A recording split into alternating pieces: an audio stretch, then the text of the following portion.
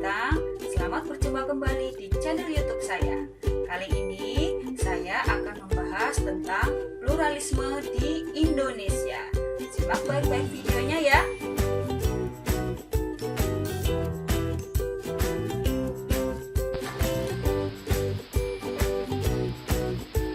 Pluralisme atau kemajemukan atau keanekaragaman masyarakat Indonesia.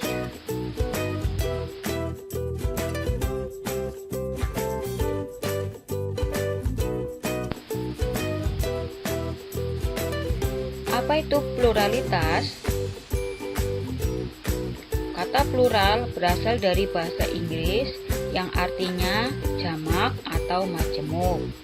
Yang dimaksud pluralitas atau masyarakat majemuk adalah suatu kondisi masyarakat yang mempunyai lebih dari satu tatanan sosial, kultural, ekonomi, politik yang berbeda satu sama lain.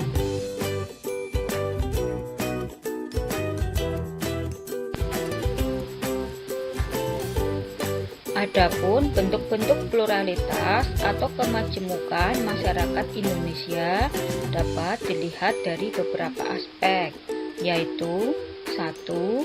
Pekerjaan, 2. Suku bangsa, 3. Agama, 4. Budaya. Mari kita bahas satu persatu tentang aspek-aspek atau bentuk-bentuk pluralitas atau kemajemukan masyarakat Indonesia.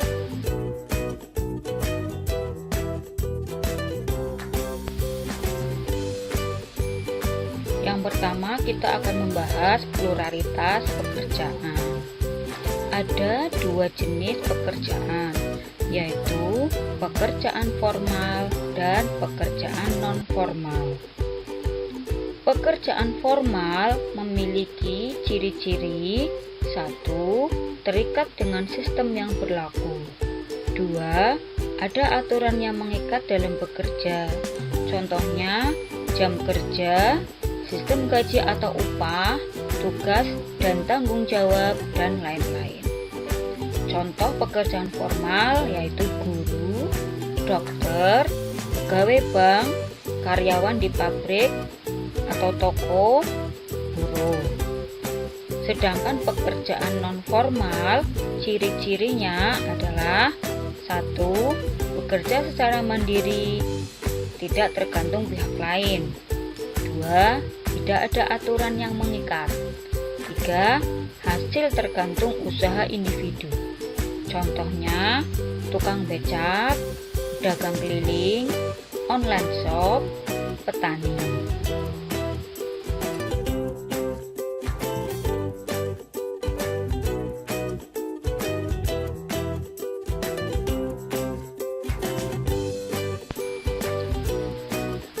Berikutnya, saya akan membahas tentang pluralitas agama di Indonesia.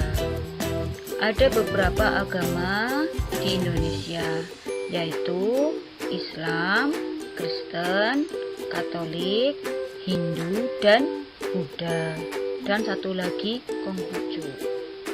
Di sini saya sudah menyajikan diagram prosentase agama di Indonesia. Dapat dilihat di sini, Islam sebagai agama yang mayoritas sebesar 87,2%. Dan di dalam agama-agama yang diakui di Indonesia ternyata masih majemuk atau plural juga. Contohnya dalam agama Islam, di sini ada beberapa ormas atau organisasi masyarakat. Di antaranya ada Muhammadiyah, ada Nahdlatul Ulama, dan ada FPI. Berikutnya, saya contohkan lagi kemajemukan dalam Hindu. Masyarakat Hindu terbagi menjadi dalam beberapa kasta. Yang pertama, kasta Brahmana. 2. Kasta Ksatria. 3. Kasta Waisya. 4. Kasta Sudra. 5. Kasta Waria.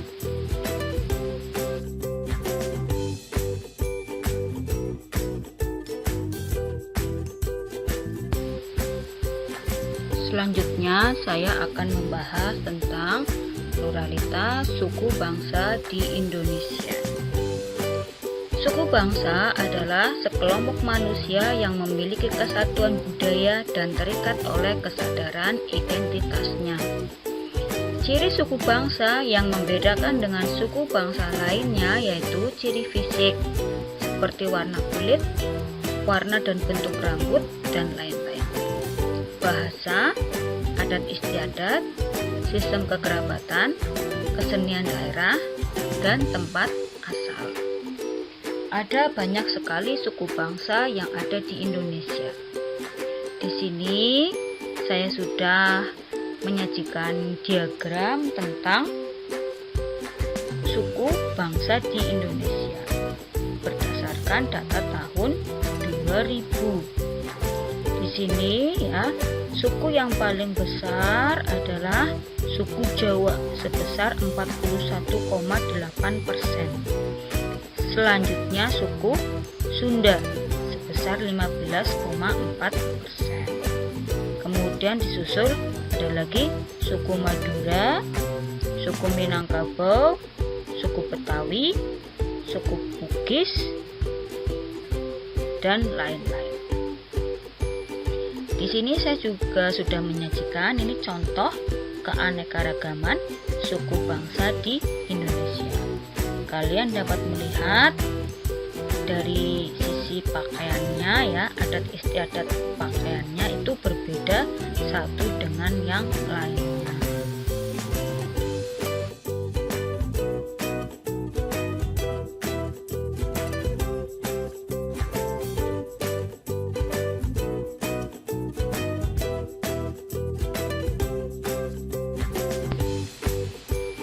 Sekarang kita akan membahas tentang pluralitas budaya di Indonesia.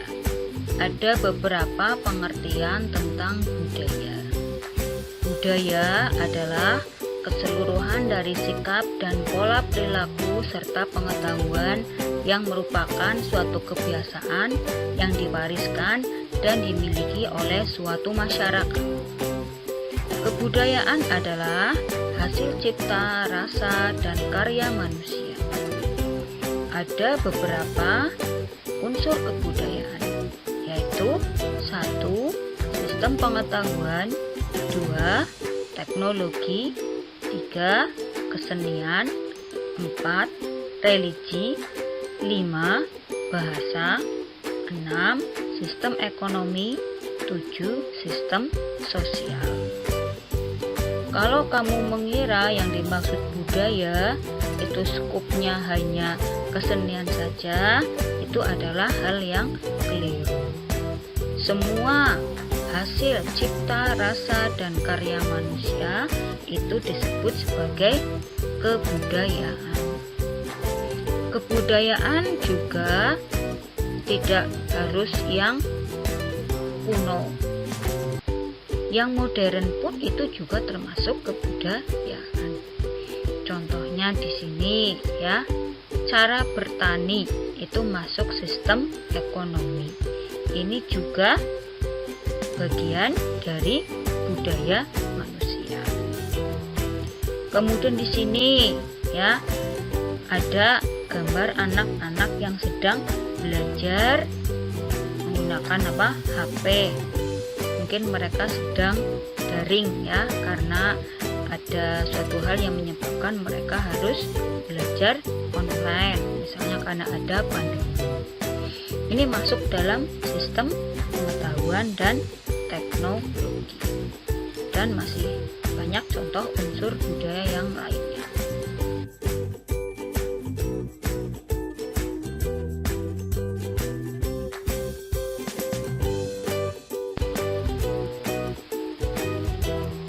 Ada 3 wujud kebudayaan. 1. Ide atau gagasan. Contohnya sistem norma, peraturan, baik tertulis maupun tidak tertulis. Yang kedua, wujudnya berupa aktivitas atau tindakan. Contohnya tarian, kesenian, lagu, baik lagu daerah maupun modern. Artefak atau benda, contohnya kain batik, peralatan masak, HP, laptop, alat transportasi, dan lain-lain.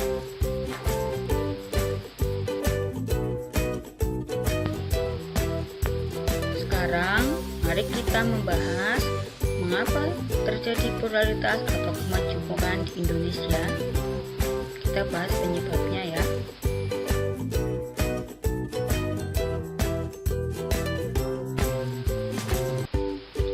Yang menjadi faktor penyebab pluralitas atau kemajemukan masyarakat Indonesia yaitu 1. Sejarah, 2. Letak geografis, 3. Iklim. Kita bahas satu persatu faktor penyebabnya.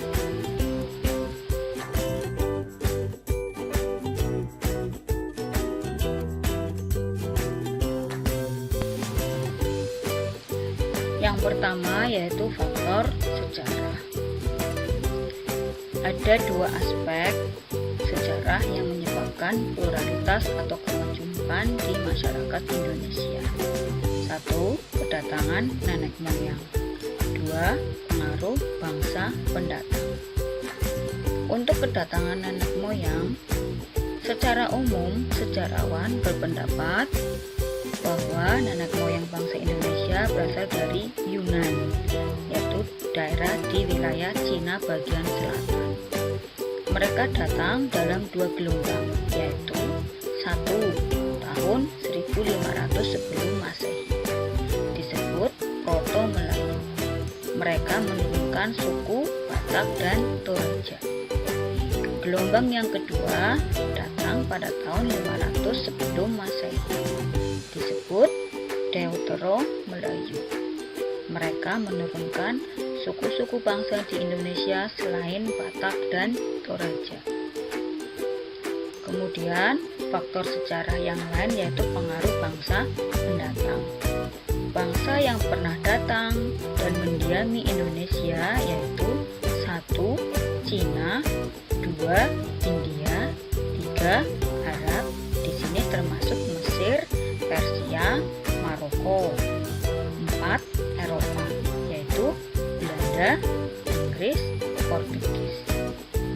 Bangsa yang datang ke Indonesia seperti Cina, India, negara-negara Arab, dan Eropa ini membawa pengaruh dalam bidang budaya, kemudian dalam bidang agama, bahasa, dan lain sebagainya, sehingga menyebabkan masyarakat Indonesia menjadi majemuk atau plural.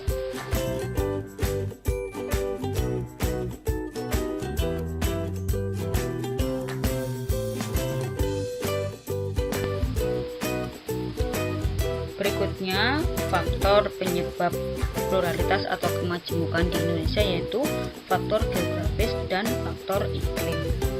Untuk faktor geografis, seperti kalian ketahui, wilayah Indonesia adalah negara yang berbentuk kepulauan. Di sini tentu saja ya, pulau-pulau ini memisahkan penduduk Indonesia.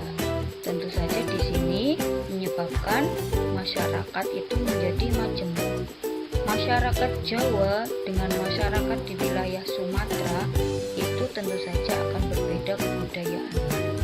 Begitu pula dengan masyarakat di wilayah Kalimantan, Sulawesi, Maluku, Papua, Pulau Bali, Pulau Sumbawa, Pulau Seram, dan lain sebagainya. Kemudian lagi misalnya ya, di sini di wilayah Sumatera tentu saja di sini ada daerah pinggir pantai, ada wilayah pedalaman. Ini juga menentukan, membedakan masyarakat yang ada di pinggir pantai dengan yang ada di pedalaman. Mereka berbeda sifatnya. Misalnya yang di wilayah pantai itu biasanya masyarakatnya lebih terbuka, sedangkan yang ada di daerah pedalaman mereka lebih tertutup kepada budaya asing. Untuk faktor iklim atau cuaca di sini tentu saja ya membedakan, misal dari sisi pekerjaan. Orang yang tinggal di daerah gunungan ini memilih pekerjaan sebagai petani. Tentu saja budaya yang dikembangkan pun berbeda dengan di wilayah pantai. Wilayah di pantai mereka memilih pekerjaan sebagai nelayan atau mengembangkan pariwisata di bidang kebaharian atau di bidang kelautan.